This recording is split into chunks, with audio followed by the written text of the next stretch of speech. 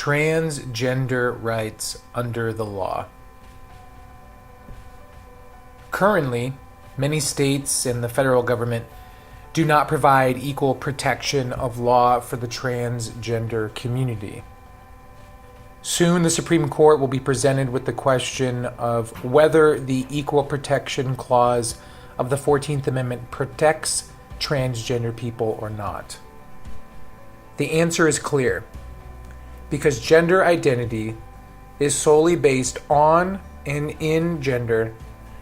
Any discrimination against transgender people must meet intermediate scrutiny afforded by the Equal Protection Clause. American history is riddled with oppression and discrimination of many groups. Whether it's women, African Americans, those with disabilities, the LGBT community, or Native Americans, millions and millions of people have struggled to realize the full promise of the 14th Amendment of the Constitution, which states that people will be treated equally under and before the law. However, the fight for equality in America is far from over, and the next phase of that fight rests on the shoulders of our fellow transgender Americans.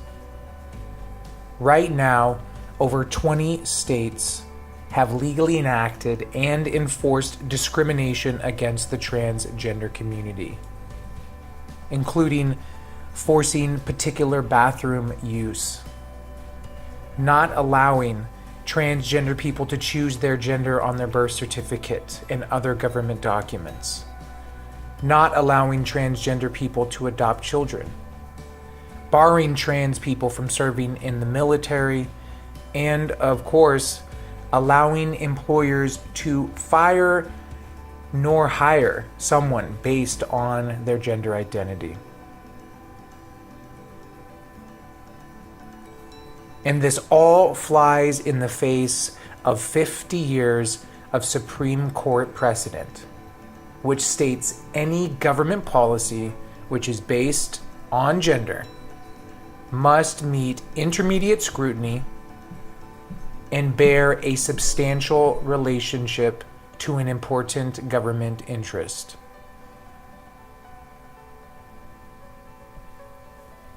More modern gender discrimination case law, which deals specifically with gender identity, gender expectations, and gender conformity, is conflicted. A lot of federal cases have logically extended the Equal Protection Clause so that any law based on gender, including transgender, are protected by the 14th Amendment.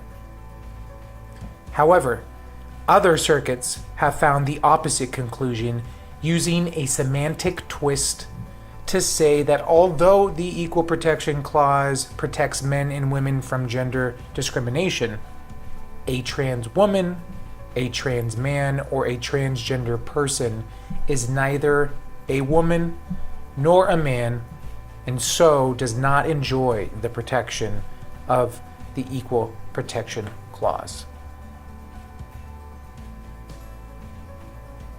Right now, there is a current case in the federal courts that gives hope. In Stone versus Trump, a group of military personnel has won a preliminary injunction against President Trump's executive order banning transgender people from serving in the military.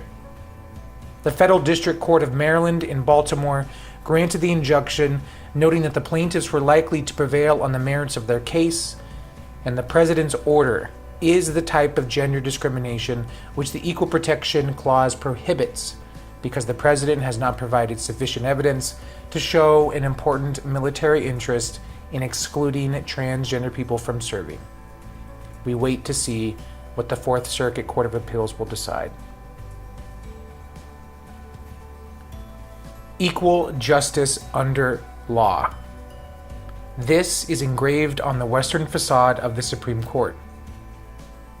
Everyone enjoys the equal protection of the law, including our fellow transgender Americans. The Supreme Court should address trans rights and expand the protection of the 14th Amendment, not dress up trans rights in a pedantic way to deny them their constitutional rights.